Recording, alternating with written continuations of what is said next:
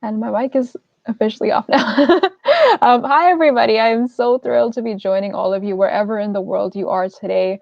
It is 4 p.m. where I am, and it may be a lot later. And I'm so grateful that you have made time to join us on this random weekend. I am thrilled. I am beyond thrilled to be hosting this amazing event with Generations, a youth organization run by and for teens. I am still in awe of just the amazing work that this organization does, and I could not be more thrilled to be hosting this event. This is my first time hosting an event instead of being on the interviewee side, and I couldn't have asked for a more amazing group of people to be interviewing today. So my name is Jasmin Kaur. I am a spoken word artist. I am an author. I'm a public educator.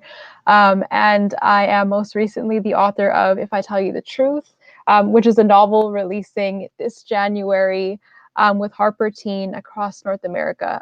If I Tell You the Truth is a novel written in verse and also in prose, and we've also got artwork in there. And it's a novel that is all about what it means to be a young woman of color in a world that doesn't always have space for your voice and doesn't always treat you the way that you deserve.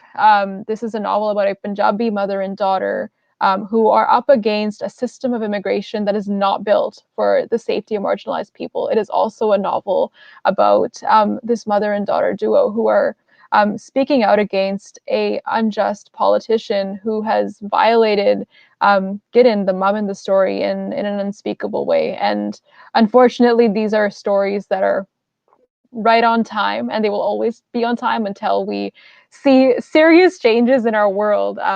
And that's what I believe storytelling is for. It is to envision those changes in the world. It is to envision the world that we want.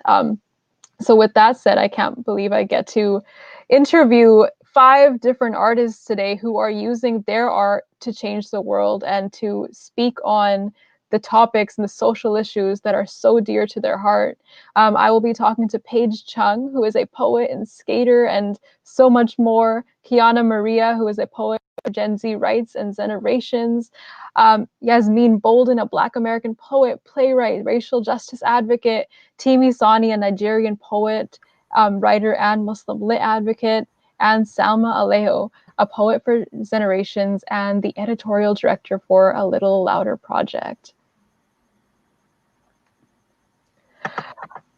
So with that said, I would love to jump right into our conversation. Everybody is here, and I want to start with Salma. Salma, like I just introduced, is doing it all the time, does not seem to take a break, and it's amazing to me.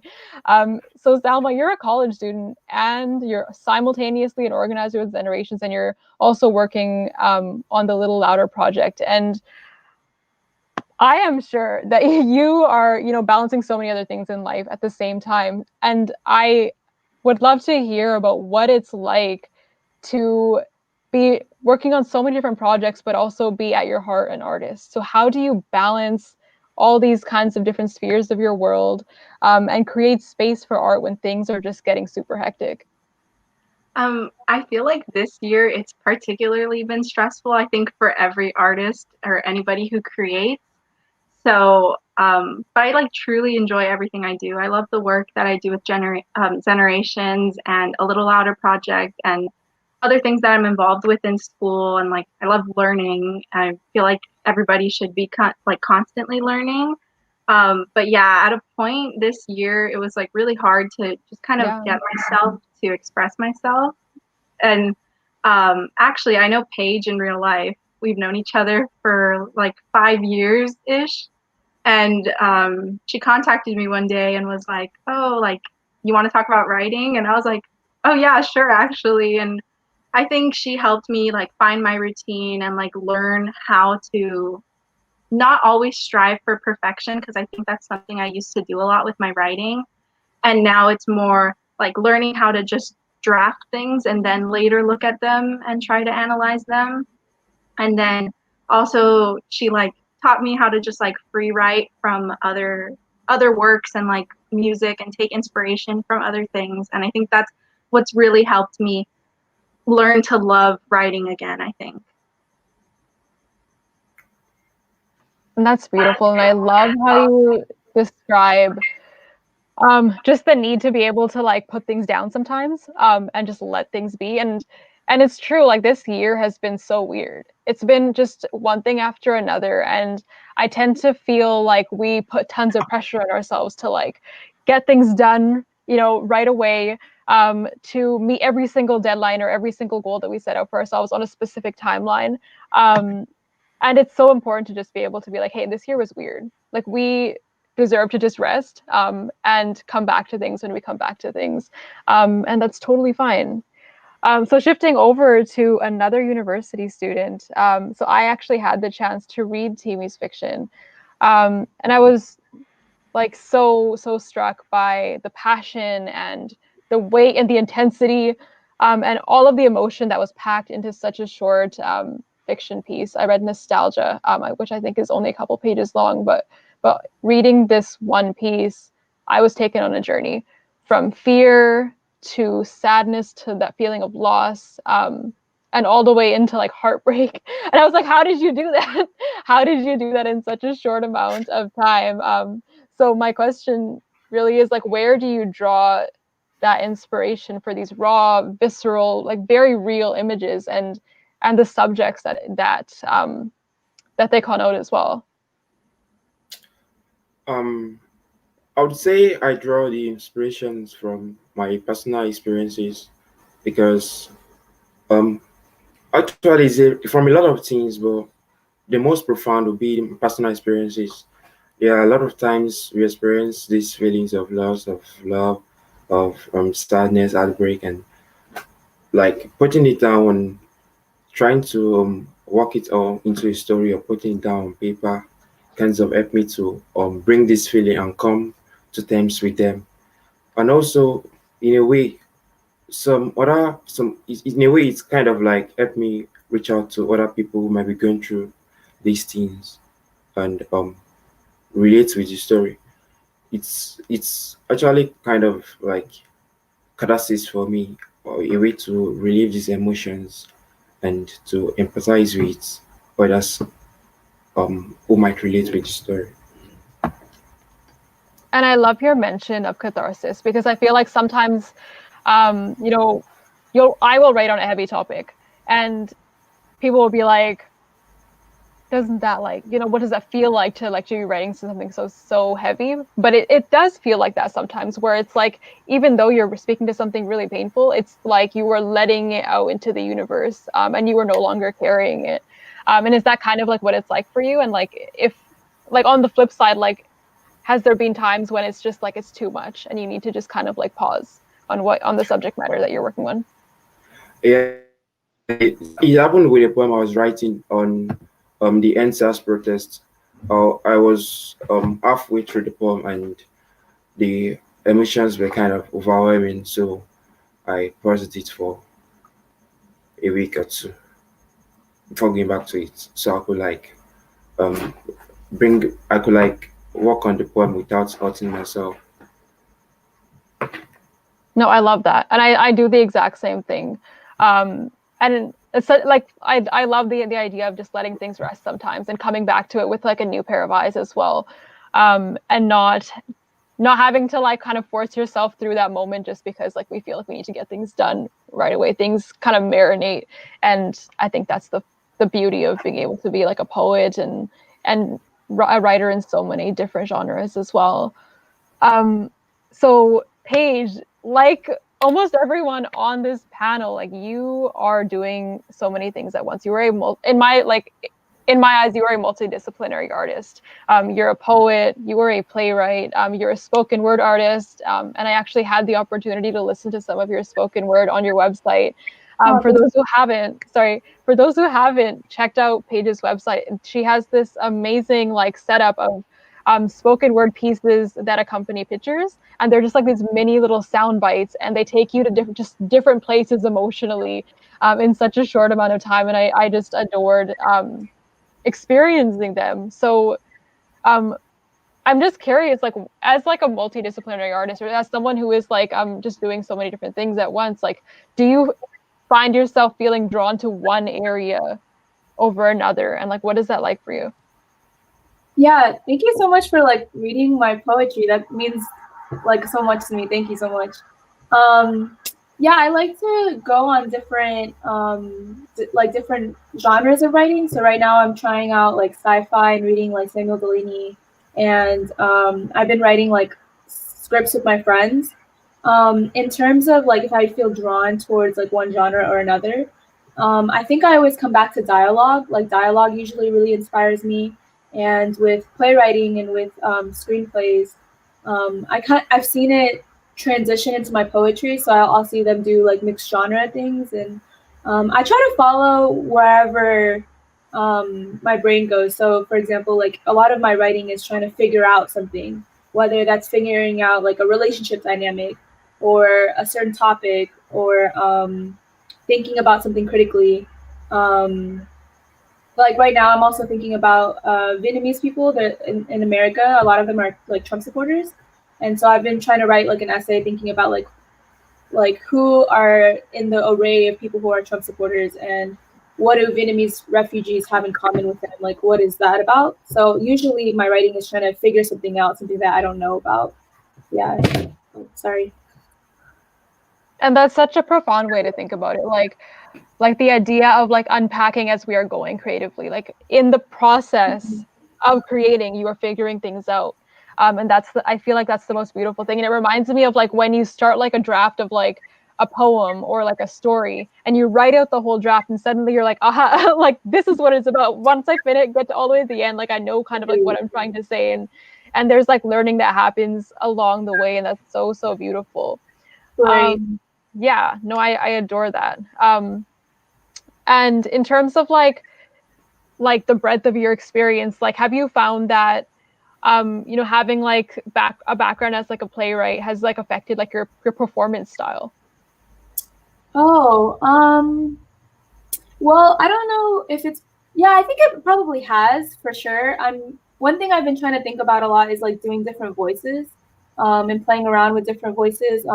There's like kind of like this, have you guys seen that movie like 21 Jump Street, where they're doing like the spoken word, like, and Cynthia, like, and so there's kind of like this stereotype or trope in spoken word. So I've been trying to figure out different voices or like different ways to approach spoken word that doesn't feel so not that's I think that's a really powerful way to do it. I've just been trying to explore different ways of doing it.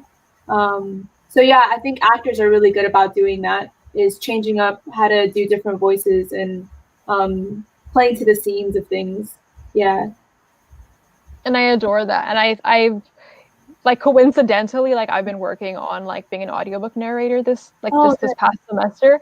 And I have like zero experience as an actor, no experience as a playwright. And I was like, I'm coming from this experience as like a storyteller, a fiction writer, a poet, and trying to figure out like how actors bring things to life.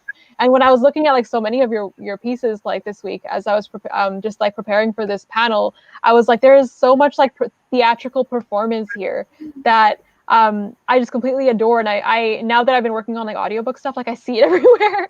So I've really, really enjoyed that. And I know that Kiana is another person who has worked on an off-Broadway show for one thing. And I was also doing spoken word, and has these beautiful spoken word pieces on Instagram, which I really, really enjoyed. And you have this one spoken word piece where like your outfit actually changes like in between shots, and like I noticed that your voice changed as well, which was so cool. And I felt like, to me, like that was like a theatricality, like to your performance, and you have like this intensity as well, like this like just fire on the mic, where you make people like, yeah, like just stop and listen. And I just want to know, like, where do you draw inspiration for like that delivery style, but also like the material and the subject matter as well? Because I feel like if you are performing with that energy, it has to come from like a place in your gut. And I would just love to hear like more about that. I just want to say thank you so much for actually reading my pieces. That means a lot to me. And I have been a poet for a very long time, and my subject matter usually comes from either things going on in the world or certain events that happen in my life that maybe something that I either need validation from or just something that I need to learn how to get over. And I'm one of those people where the way that I get over stuff or the way that I give myself validation is through poetry. Like that's my Bible. That's my Bible. Going and writing, and I definitely take a lot of inspiration from everything that's going on in the world, such as social justice issues or anything that's going on really. And I just want to turn it into something that'll teach people like, hey, I may be young, but I know what I'm talking about, and I know I want to fight for what's right. Yes, I hear you, and that gives me like chills and gives me shivers, and I love hearing that. And I'm like, even hearing you say that, like I'm just curious, like where, like what came first, like in your journey as like a creative person, you know, navigating activist issues in your work. Like was it like that you kind of fell in love with social justice stuff first, or were you like already creating poetry and creating art? Like what came first for you? So the first poem I actually ever wrote was for my uncle who had passed away when I was 7, and it was actually the first time I ever read a piece aloud to anyone. So that was the first time I realized, like, I know I wrote this. Thank you. I know I wrote this to help me get over such a hard past at such a young age, but it showed me that there's so much more to poetry, and it taught me so much. And then after that, I did a talent show in 4th grade, and it may seem like, oh, okay, talent show, whatever, but it made me grow as an artist and as a person, because it gave me more motivation to perform. And thank you. And one of the biggest things that I think that I've done as a performer and how I learned how to find myself within poetry is in 8th grade when I became, I was the valedictorian of my class, and I read my speech as a poem. And I was often made fun of for writing poetry. So just I don't know how to explain it, that last at the end, just to be like, listen, you may have said all you want in the past few years of my life, but look at what I'm able to do, and I'm not going to let you stop me. So that was definitely something big for my performing. Thank you. I'm just like mind blown. Like listening to everything you say. Thank you so much for sharing. And that also makes me want to ask everyone on the panel. I'm just going back to like Salma first. Like what was that first like artistic experience for you that kind of made you fall in love with your craft? So Salma first, and then we'll go to Paige. I think for me, it was definitely like I wrote poetry since I was little. Like before I even knew how to write words, I was like scribbling on papers and calling them poems and talking about the sun and all this stuff. And like, I feel like I kind of went through a lot when I was like growing up, and I feel like I stopped relying on like outlets, so I wasn't really expressing myself creatively, and I was holding it all in. And then one day I was just like listening to music, and I was like, I feel like I need to let this out. I need to get rid of the way I'm feeling and release it onto something. And I started to just write like phrases, write verses, really small stuff when I was around like 12. And then after that, I was like, yeah, this is what I want to do. And I was so lucky to have so many like amazing mentors in my life that continued to allow me to pursue this and gave me the critiques I needed to hear and told me things even if I wasn't sure I wanted to hear it, you know, like they nurtured me into like learning how to write. And I feel like at times I get like insecure in the way I write or like insecure in my work. And I feel like last year, my professor for a class I took for creative writing, he just helped me so much to like find my voice, and really kind of like, I guess, motivated me to like, you know, I can get these works published. I can spread my voice. I can do whatever I want as long as I put my mind to it and as long as I'm speaking from my I think heart. that's exactly what the purpose of like a good mentor is. They're there to challenge you, but also to lift you up and build you up. And I'm so happy that you had that experience. So same question to Paige, like what was like that first like formative experience for you as an artist that inspired you to keep doing what you're doing today? Yeah. Also earlier, I just wanted to say that Salma mentioned our relationship. I just want to say, yeah, I really appreciate Salma and I's writing relationship too. I came back to LA, and I had not been here for a while, and yeah, our friendship means a lot to me through our writing and our poetry. Yeah, my inspiration for writing. So there was a few moments I think that really pushed me to be a writer. Um, One of the first was when I took my first poetry class with Di Seuss. I don't know if you guys have read her poetry, but yeah, I read Di's poetry. I took her class in college, and she really had this like fire about poetry that I wanted to follow. And then shortly after, I also studied with Oliver Bias Bendorf, who's an amazing poet as well in Kalamazoo. Um, and then there was also this moment, I think my sophomore year, where I was like writing poetry, but I didn't think I was like a writer or a poet. It was just sort of this kind of thing I did. And my teacher came up to me. She's like, you know, like the way that you think about language, the way you think about storytelling, like you're a writer. And I think at that moment, like Dr. Gomez really put it into fruition that was something that I could do, is through language, through storytelling could be something that could be very powerful for you know, just like being in the world. Yeah. Thanks for asking. Absolutely. And I'm so glad your professor like pointed that out, because we need your voice in this world so badly. So same question to Timi, and then we'll go to Yasmine. Um, I think the formative experience in my writing was when I attended um, a workshop online, a writing workshop online. Though I've been writing since when I was very young, um, scribbling stories and all, and lines that may or may not be called poems.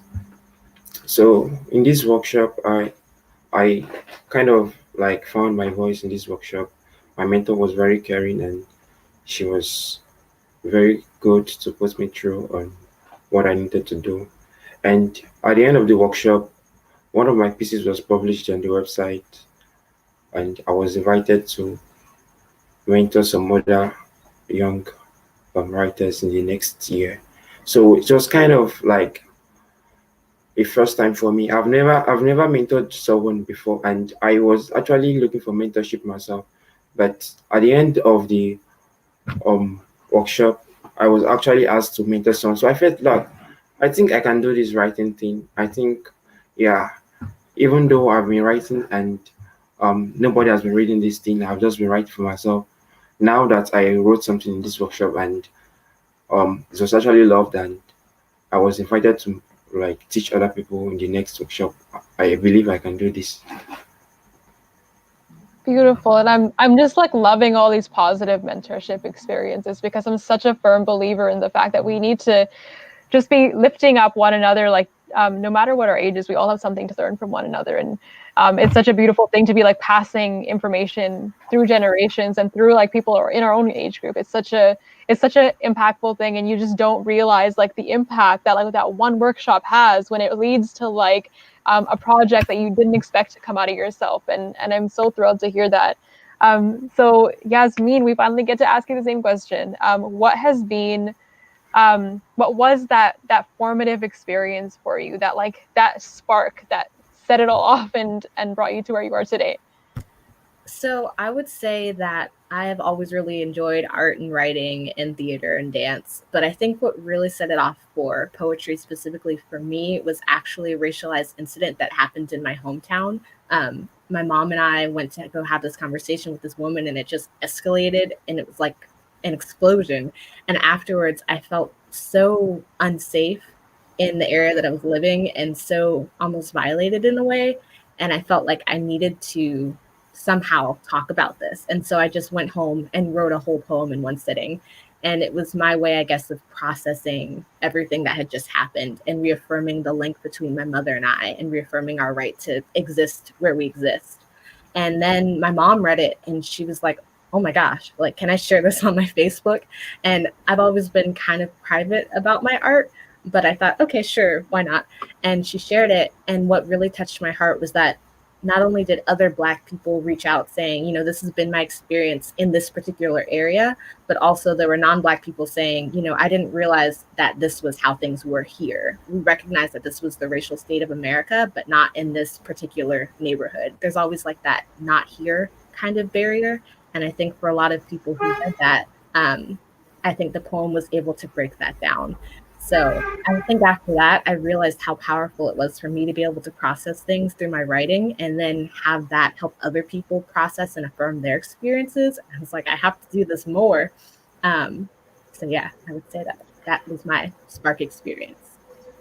Yeah, and as you were speaking, like I was just thinking about how like there's always that someone who's gonna be like, "What? I had no idea this happens here. Like I thought it's like somewhere else." And it's like, "Welcome to my life. Welcome to my lived experience every single day. This Exactly. is like what we are dealing with.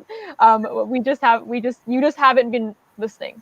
And that's as simple as it is. Someone hasn't been listening or they haven't been paying attention. That's why those, those conversations aren't like a part of like their lived experience. And I was also thinking about the fact that like sometimes we have those experiences that are just like they just shake us to our core. Whether it's like like a racist experience or like an experience with misogyny or like gender-based violence. And I've found that like I have like written these poems right after things happen sometimes, right when it's just like fresh in my mind. And there's like no editing, well, like very little editing, and it's just me like putting things down on paper exactly as I've experienced it right in the moment. And I'm always so surprised that like these raw kind of experiences, people get it. And I've realized with time that it's like people have that instant moment of recognition because unfortunately like the things that we are going through are not happening in isolation. Like there are so many people simultaneously experiencing the same forms of violence, and it's so strange that like sometimes it's like seeing it on paper in someone else's voice is like that moment of like aha, like we are not alone, and I hate that I am not alone in this, and I hate that this is even a thing, but I am not alone, and like there is like someone out there who hears me and like sees me even though like we have not met. And I think that's just like the beauty of poetry, especially when it comes to social justice issues, that we live in this like hard world, like we really do, like we live in this world that is so painful in so many ways, and to be able to bring life and love and freedom and catharsis to that through our artistry is like probably one of like the most like beautiful things about living in my experience. So I'm so grateful that you shared that with us. And going off of that, like I also had a chance to read a Teen Vogue article that you were recently featured in. And I was so thrilled to see you there. And this is an article that was recently posted about the U.S. election, and the interviewer was asking teens what they were going to be doing on election night for the U.S. election. And you said something that really struck me. And it was that, like, even though you were planning to go to sleep early that night, and I'd love to hear more about like what that night actually was like for you in just a sec. You mentioned that you were planning to go to sleep early that night because for you, self-care in that capacity of just like going to sleep and finding out what happened in the morning, even though, as we know, like things things are a little longer than like like over an overnight kind of thing. That was just like a good way for you to take care of yourself, which is totally like 1000% valid. And I so appreciated that you named that. And you also simultaneously said that we have this duty to bear witness to everything that's happening in the world, especially when you realize your rights and the rights of other people who are more marginalized than you are on the chopping block. So just talk to me about like the complexity of all of that, because it's like it's there's a lot of gray area, and there's like so many different perspectives on this spectrum. So what does self-care, as an artist, as a creative, as a young activist working on these heavy topics, like what is that like? What is self-care like for you amidst that desire to be tuned in at the same time? Oh, so that's something that I've really been struggling with, at least for the past 2 years, is how do I balance self-care and making sure that I keep my finger on the pulse of everything that's happening? Because being a poet who feels like her community role is both healing and storytelling, I feel like I'm constantly checking in on the world, trying to see what's going on, what's the latest thing that's happened. But then I also had to figure out how do I redirect that same care and energy towards myself, because I can't pour if I'm empty, which is a very commonly used phrase, but you really start to feel drained, and then it feels like the world is draining you, and then you become draining. And so I think figuring out what my role was in my community really helped ground me and figure out, okay, here's where my boundaries need to be when it comes to activism and writing, and I'm not going to cross those boundaries. So I know that for me, I feel like my role again is like storytelling and healing. So I'm not going to try to push myself to be too many things at once. I'm going to let the people who are great at organizing organize, and I'm going to support them by writing down their legacies and making sure that they're accessible to other people. And that's helped me just, I guess, kind of stay in my lane, but also remain like conscious of everything that's going on. And that's so, so beautiful. And I resonate so deeply. And I think that all of us, like, we all have this role in the revolution, whatever that revolution is. Like, there are artists, there are poets, there are filmmakers, there are people that are organizing, that are getting everyone together. And each of those roles is so beautiful.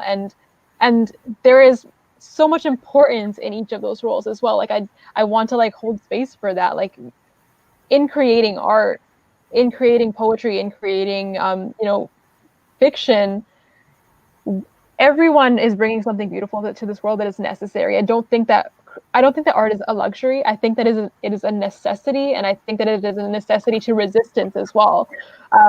Because when we are able to imagine our futures, when we are able to imagine the worlds that we want, when we are able to bring life to things and speak to things, we are able to like stay human amidst, like I said before, this very like inhuman, like hard world. And I think that staying human is like what is more important than that? So I'm so grateful for your work, and I'm so grateful for the fact that you doing what you do, like take time for self-care, because we need you guys. We need you guys caring for yourselves. We all need to be caring for ourselves. And that's so lovely. So on that note, like I would love to just like do a quick like ask of everyone who is here.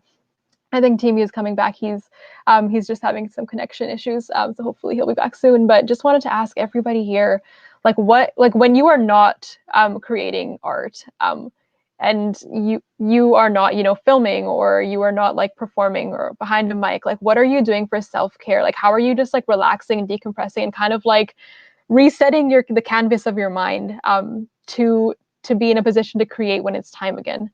So I'll ask the question first to Salma, then we'll go to Paige.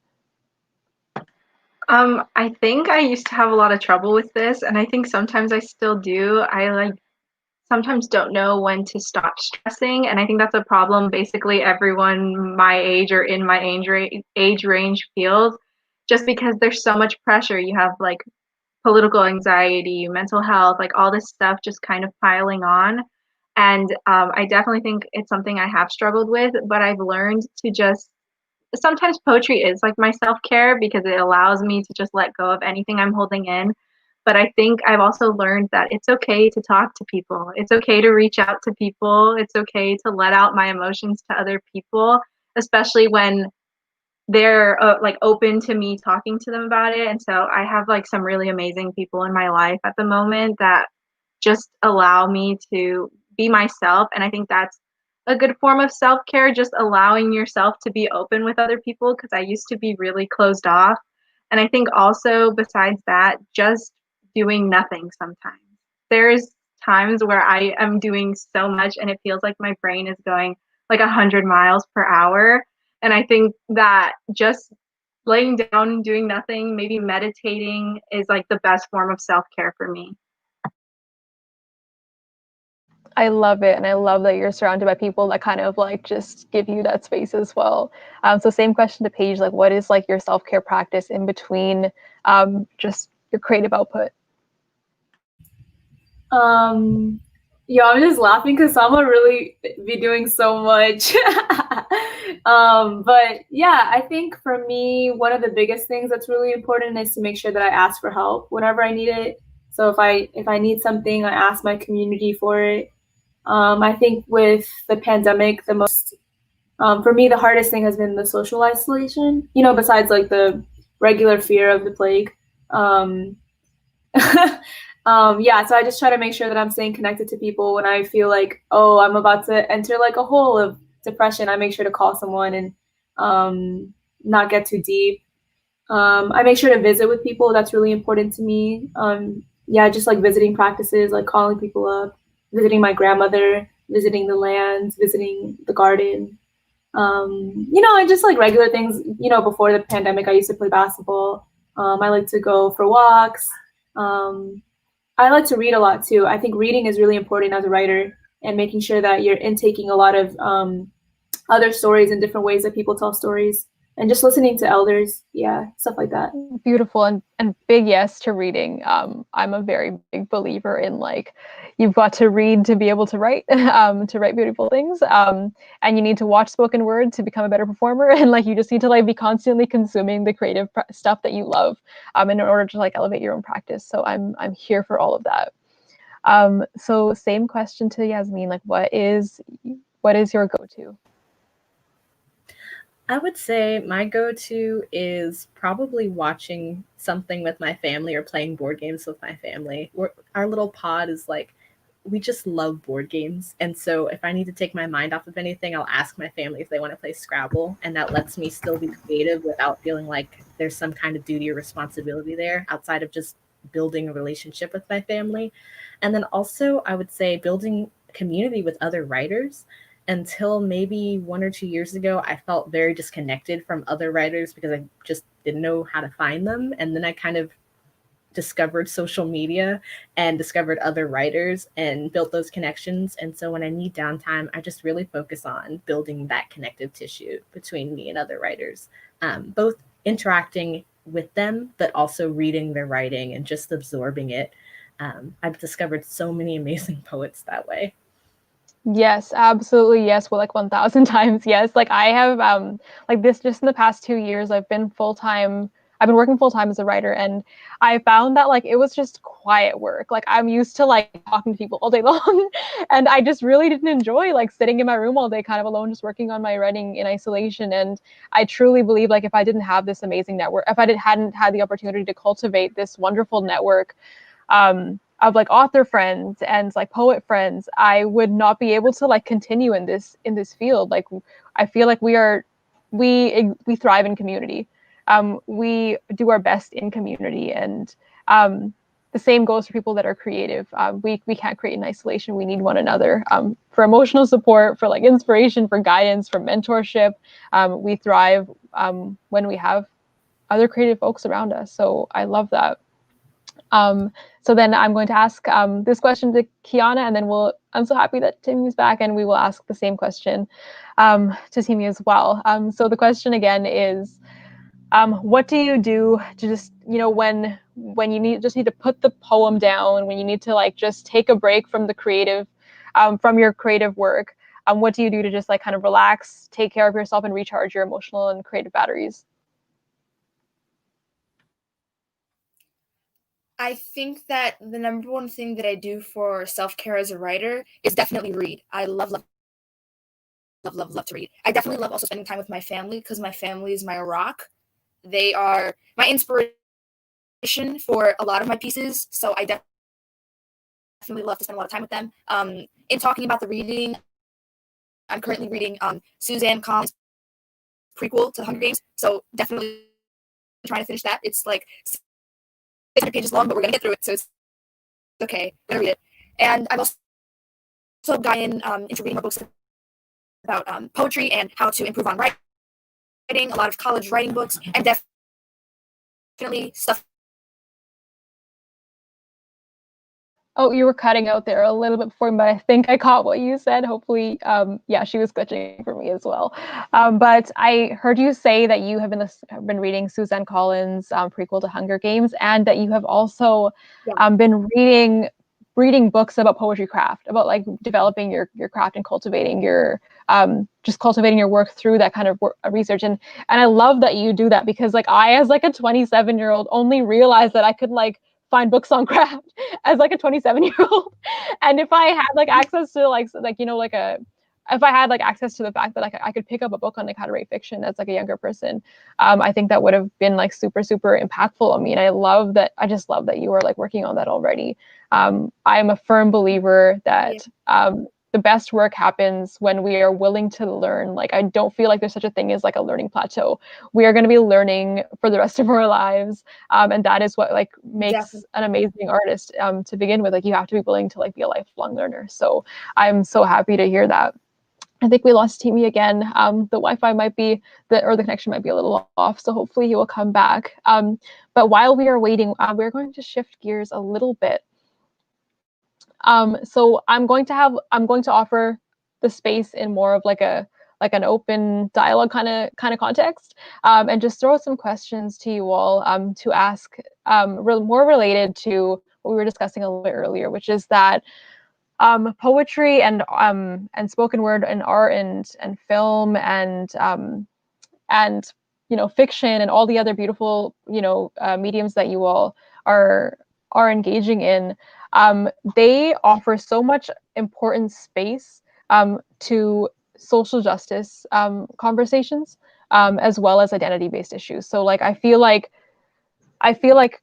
creative arts are critical to resistance movements. I feel like creative arts are critical to like political organizing and protests and activism.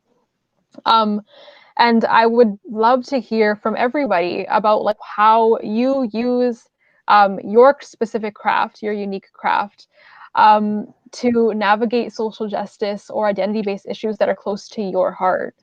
And I think somebody just asked if we can hear some poems. If you guys have poems on hand, feel free to just like think on that. If you don't, that is totally fine, because we're putting you on the spot and I don't want to put anyone on the spot. But if you have a poem on mind that kind of speaks to that topic of how you use your craft to navigate social justice or identity-based issues, feel free to pull one of those up. So I will begin with Salma. Sending that question your way. Social justice and your crafts, like how do they come together? Well, just in general, I feel like social justice and art go hand in hand. A lot of people that write usually write about like social justice issues or personal identity issues that affect them. And I feel like when I first started writing, it was a lot more about like just mental health in general, because I had a lot of anxiety and like depression issues growing up. But now I've kind of learned to talk about like the deeper issues, and that's like kind of, it was hard to open up about at first, I think, and I definitely struggled with it for sure, but I started to write a little bit more about like my experience with disordered eating, as well as like abusive relationships and gendered violence. And I have a poem that I'll read in a little bit, but I also just wanted to mention like that social justice is just like, I think, so important and so key to writing. And I feel like as a white passing person, it's very like interesting to read poems from people of color, because it helps me kind of like understand, or at least see how emotional and raw it is to really experience it, because I've seen it happen with my mother, but I just don't experience it personally. And I've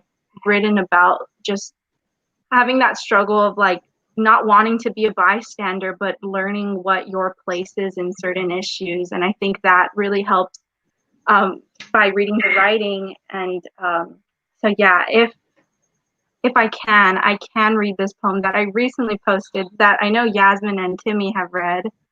Yeah, go for it.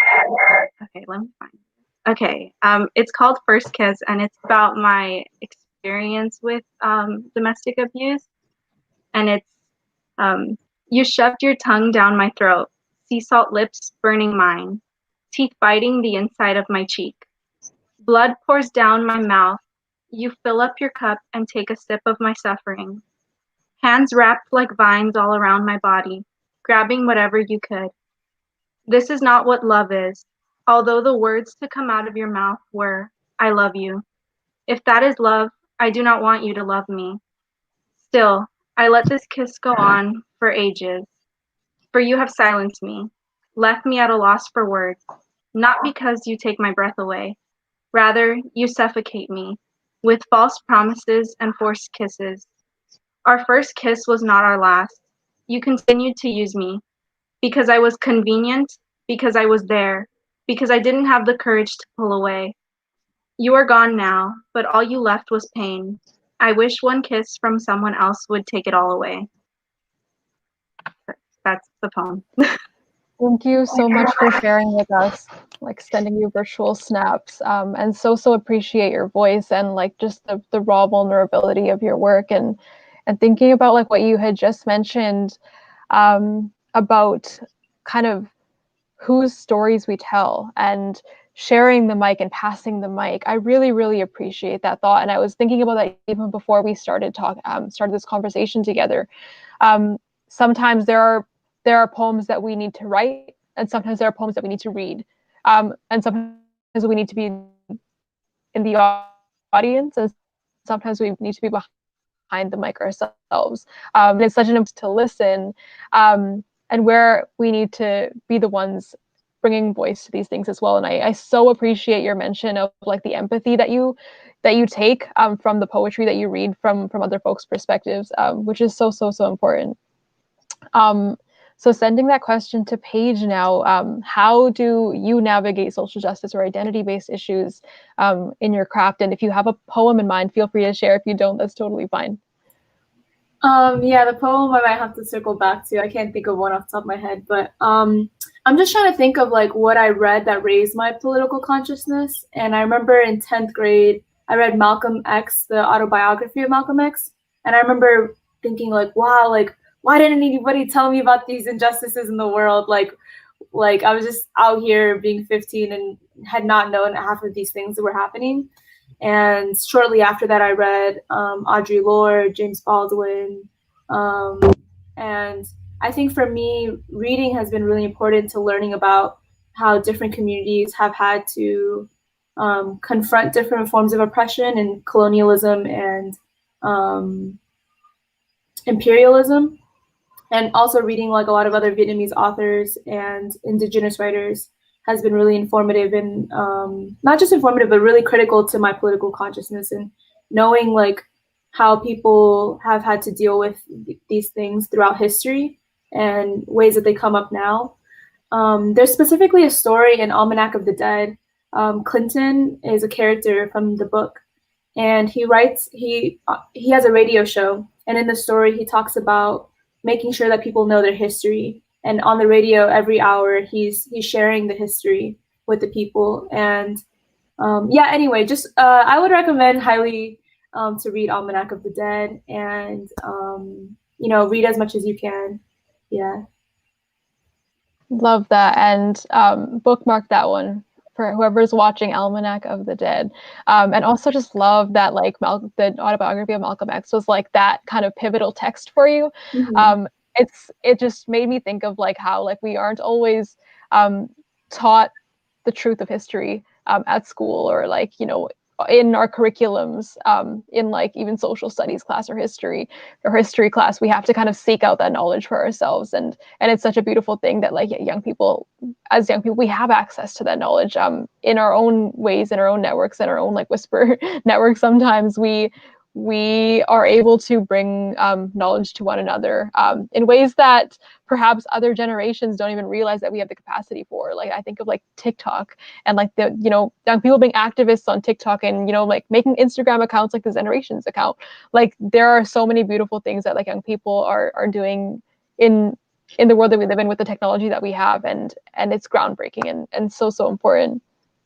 So Timi, if you are here, I'm going to send that question to you. How do you use your writing to navigate social justice issues or identity-based issues?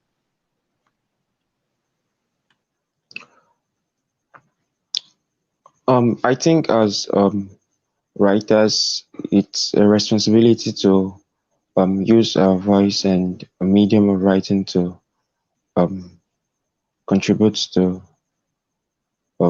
issues going on around the world, and it's a kind of huge responsibility on the writer, but still it's something that should be done. Definitely, it's more of like contributing your voice, because there are a lot of other writers out there, but identifying and realizing that your voice is unique and is needed in the discuss in the issues is very important. Yeah, and I love that mention of like that's it.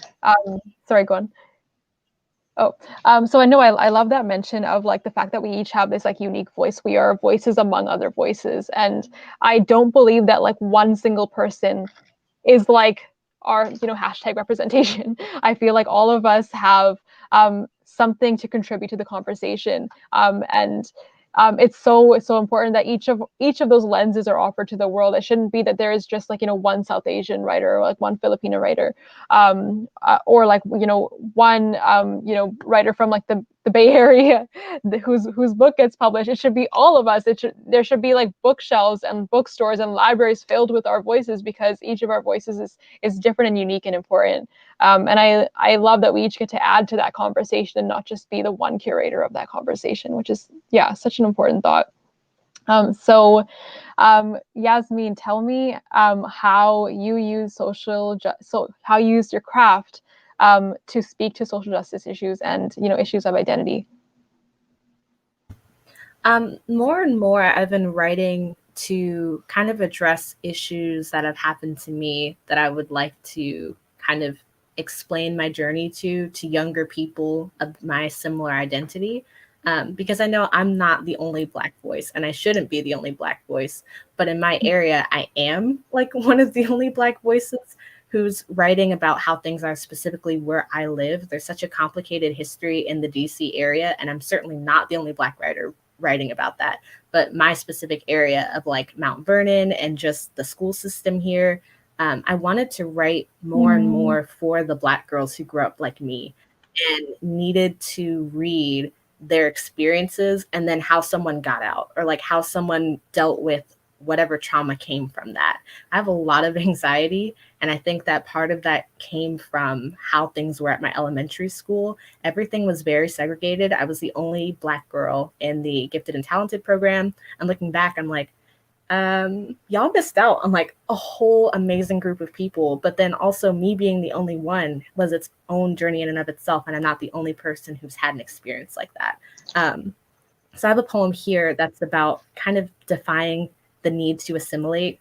And I won't read the whole thing because it's pretty long, but it goes, defiant in her chosen death, cerulean teal sky yawning to swallow her whole. Hole in her body she pierced, blood not running for white clouds, transparent but not for white gazes, fixed on fallen halo, hollering, why would you ruin your place among white admiration? Girl, baby, she had it so good, better than she understood. They whispered she was a different shade of Black. For the culture, she tweets back, not the vultures. Rejected crown and queen, taste sunbeam and gleam just by her beak. And look, now they're saying she belongs to the streets. Burning with maternal rage, she is the page she ripped out of the book titled The Illusion of the Inclusion of Us. The sky never kissed her, so why should she stay? So that's pretty much about just my experience. And I hope that my writing is able to speak both to the issues that are happening so that people who don't experience them learn about it, definitely, but also just to affirm, again, the experiences that people are having that are similar to mine and kind of give them like a little bit of a guidebook, I guess. Thank you for sharing all of that. So beautiful. And is that piece like online somewhere, or is it published, or is it being published? Because we need to read it again. It is on Generation Story right now, and I'm trying to find like a permanent home for it. But if I don't soon, it'll be up on my website, so you'll be able to find it there. Amazing. Thank you so much. And Kiana, I'm going to send that question to you again, to send that question to you as well. Social justice and identity-based issues, how do they come together in your work? How do you use your work to amplify issues that are close to your heart? And would you be able to share a poem that kind of speaks to this topic with us? So I actually started writing more pieces about social justice issues when I started getting into high school, because my middle school was kind of like the poetry was more for me, and I didn't necessarily performed, but I was introduced to performing poetry when I got to high school, and I got to be a part of the Slam Poetry Club. So I've been writing a lot about that because so far in my years of high school, I have come to the conclusion that what I want to be in life is a human rights lawyer. So I definitely write about issues like that. Thank you. I definitely write about issues like that because, for example, like everything that happened this summer with the Black Lives Matter movement, with the death of George Floyd, like I may not be Black, but I see the struggle and I'm not going to let it be swept under the rug. Like I'm not going to be one that's going to be a zebra. I want to be there and I want to help. So with that in mind, I wrote a poem, which is actually on Generations. I wrote it in May. Yeah, no, I wrote it in June. And it is actually my voice being personified from the word innocence. So if innocence were a person, this is what I feel like he or she would say. So this is called From the Perspective of Innocence. My name is Innocence, but at times I am changed into something else, something I am not, whose once derived Latin turned into a language I was never taught. I am George, Eric, Philando, Brianna, and Ahmad, but my identity does not stop there. My identity shouldn't even start there. It should not have to fight for its origins, should not have to fight for my rights, should not fight for my reason for being, my reason for living, my reason for breathing. And I can't breathe. Injustice slithers down my throat. My esophagus reeks with the smell of blue blood dripping down my spine, kissing the handcuffs that keep me from putting my hands up. Hands up, hands where they can see them. They look through our pockets and cars, but never our eyes. Where the iris turns into a jail cell for horrid memories. My lips taste like my own blood, but I don't recall having eaten innocence for breakfast. They kneel on my throat to try and choke me out of myself, as if the longer they stay, the more I'll comply. My name means the embodiment of being innocent, but I have always been disembodied, separate from my own world, as if I was the last to join it. You see, I have had my hands suffocated behind me, my mouth laced with the remnants of duct tape. My ankles hold shackles that the country I live in refuses to unlock. And it's not like they lost the key. They just have it hidden from my naked eyes behind their lies. They held my name in their hand and crushed it. My name was rock. Solid definition and foundation now turned to sand. Millions of grains that were swept under the designer rug. I have held back my tongue for hundreds of years, and not by my own choice. It was like I allowed them to step on my tongue. All I could taste was oppression, and it tastes a lot like police boots and gravel. But I could also taste those who came before me. The ones who had my name written on their chest. The ones who claimed me and didn't deny me. The ones who were denied their identity of me. So why is it that I have been to court so many times with claims that my name is not real, that I am nothing but a myth? I call out for mother. Knowing I'll end up joining her, I look into the eyes of death and call for someone who has passed. My name drained from his lungs and aired out when George Floyd called for his deceased mother. A boy calling for his mother. I know she saw my name, Innocence, written on his neck, on his heart, on his apparent forged money. I know she saw me, even if the world didn't.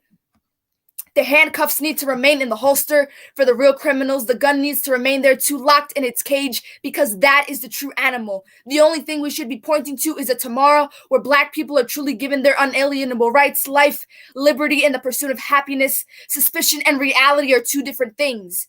I am done having my name used as a hidden truth. My name is a damn fact for George Floyd, Eric Garner, Philando Castile, Breonna Taylor, Ahmaud Arbery.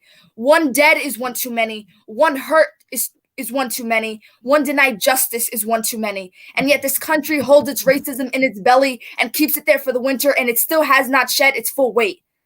I am done seeing my name as a question mark that lies in the grave of one too many. Here lies innocence. 1973 to 2020.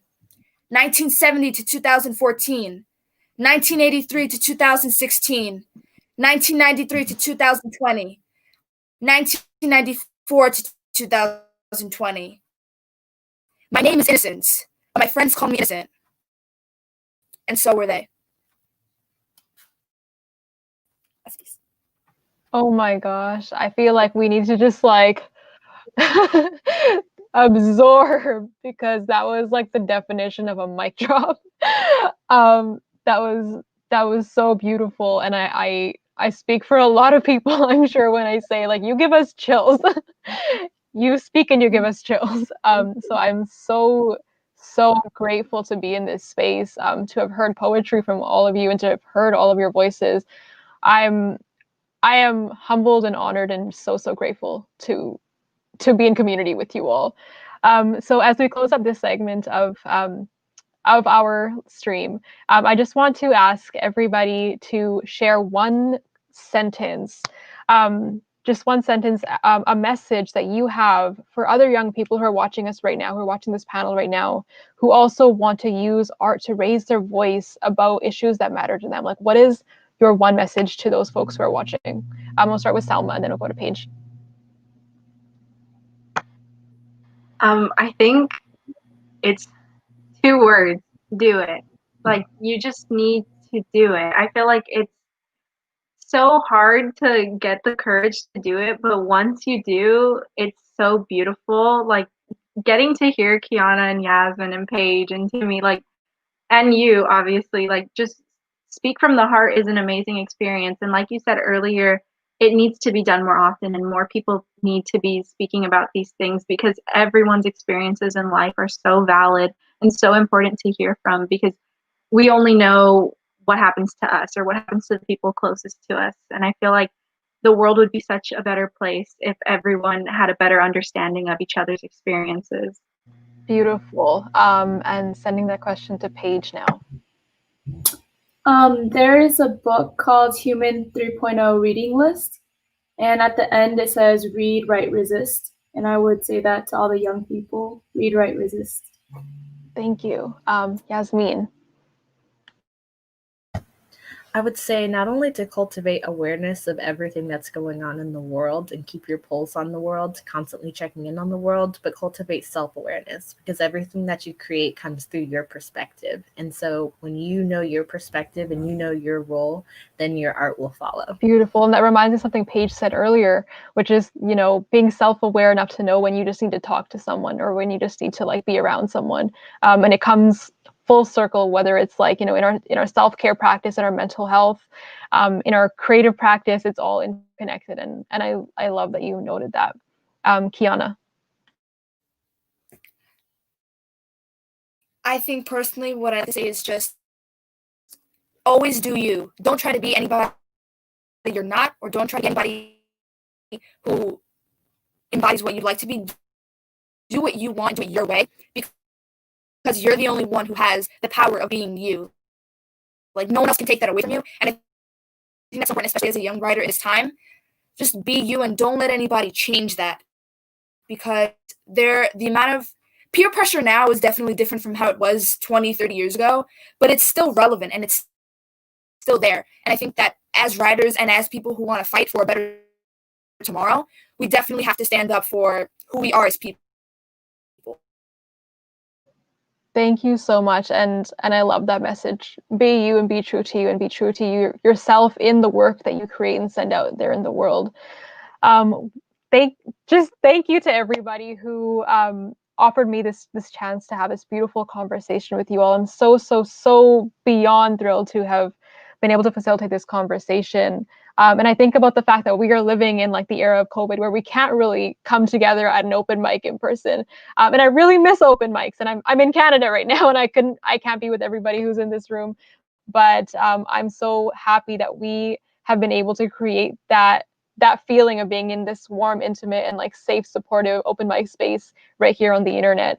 So I'm actually going to close our event today with a few readings from my first book, When You Ask Me Where I'm Going. And it's funny, the poems that I selected to share today were chosen before we even knew where this conversation was going to go. And it's funny that the poems that I'm about to share are so in line with the conversation we've had today about social justice and political issues, and using your poetry and using your craft to make the world a better place. And before I even begin that, we have Timi back, so I'm going to ask our final question to Timi before I begin this poem. So the question that we just discussed, Timi, was if there is somebody watching who is a young person who wants to do what you are doing, who wants to use their art to raise awareness about social justice issues and to find healing from the issues that they see in their world, what is a one sentence message you would give them about pursuing their craft? I would say be bold, be daring, and your voice matters, because a lot of time young writers feel like what I write matter? It doesn't. A lot of people have been writing, a lot of better writers have been writing, but I'll say it doesn't matter. Only you know what truth you wish to say. Only you know what power is in your voice. So just be bold and be daring with your work and just write. Be bold, be daring, and just right. I absolutely love that. So on that note, I'm going to share my first book. It's When You Ask Me Where I'm Going. It's a poetry collection, and I've also got a bit of short story in there and art pieces. And this is a book that came out last fall, and it's all like your first book, your first project that you put out there in the world is always going to be like at the center of your heart. And that's how I feel about this book. I'm reading a poem from page 32, which is titled To Live is Political. And this poem was written when I was reflecting on racist experiences that I've had living in Canada. I feel like people have this perception that Canada is like this magical place where everyone's nice, and that's not how the world works. As you know, any racialized person, like, and they will have a very different perception of Canada than that kind of idealized vision. So as a Sikh woman who ties a turban, I'm very used to the fact that, you know, when I walk down the street, someone is going to like feel some type of way about like what I look like or like what I have on my head or like who they think I am. And, you know, sometimes I will get, you know, just awkward kind of looks from people. Sometimes I will get like straight up like glares. Sometimes like eyes will follow me as I'm like walking past, like they will follow me and not let go of me until I'm like out of their line of vision. And like, what does it, like, what kind of violence, like, what is that violence? Like, what does it mean to constantly have eyes on you that are, you know, sometimes asking these like very hateful questions? And what do those microaggressions do to your psyche over time when they kind of add up and they pile up one on top of the other? So they're small things, but they add up to the little things, if that makes sense. And that's what I was thinking about when I wrote this poem. And simultaneously, in this poem, I speak about my motherland of Punjab.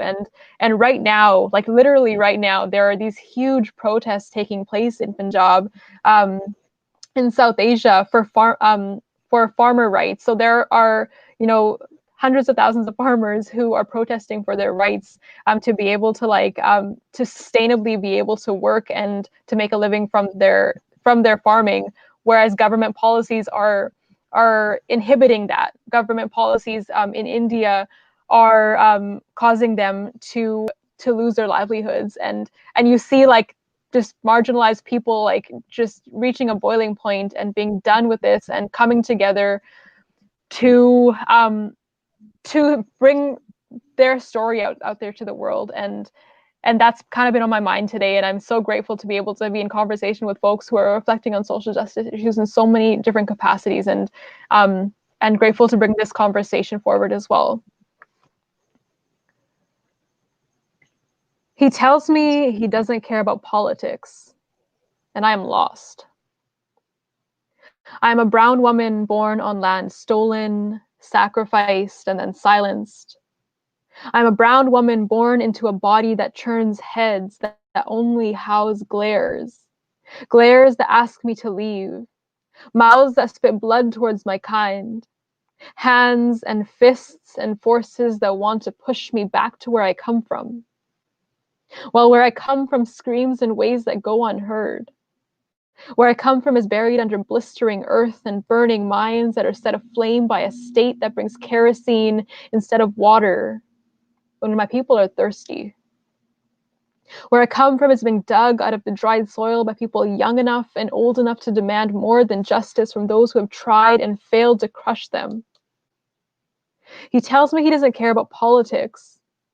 And I wonder if he can see the political boundaries on my body, the conflict zones between my shoulder blades, the border built between my tongue and me, the partition carved into my palms, all the ways in which it is political for me to live. So moving on to the next piece, which is on page 33. This is a poem that I wrote when I was thinking about this like IMAX film that I watched. And it was a film about space, and it was interesting how like there was this woman floating in space, and they were talking about like, you know, how the world looks so different when you are not here on Earth. You can't really see borders anymore. You can't really see where one country begins and one country ends. It's all just like this beautiful natural life that is like united. And then I was thinking about what it means to be in a world that is defined by borders from where we're standing, versus what it means to be able to step back and reflect on like what life actually is. The sun rises, and Israel drags his feet across Gaza's chest, settles across her skin and waits empty-eyed for it to tear. And a white man sits atop America and calls brown skin a furnace, says that we consume each other in smoke and flame, that it is better we burn each other to ash than intrude on his property. And a cop in Punjab empties out a cartridge, cleans it out in a young Sikh's body, and names it necessity. Decides to side with a system that puts food on the table and bodies in rivers. And a woman floats in space, stares at the earth as the sun cowers behind it, watches existence light up in twinkling cities and villages, wishes humanity could step back to stare at itself. And my last piece that I'm going to share is also from the first chapter, and this is a poem that I wrote reflecting on the hurt that we experience, but also the beauty of our resilience, and the beauty of who we are despite this hard world that would rather us be erased and rather us be assimilated into whiteness. It's true, we were never welcome here. Those of us with sun-showered skin and generations of rebellion dancing beneath their rib cages, not aching to make our struggles romantic, nor to kiss the word exotic like a compliment, not simply searching for another way to say that our legs must stretch and tear to plant feet in 2 continents, but instead walking toward a justice that cannot be commodified, one that cannot be softened and sold back to us. And I think I'll leave you all on that note. I was reading from When You Ask Me Where I'm Going, which was my debut poetry collection.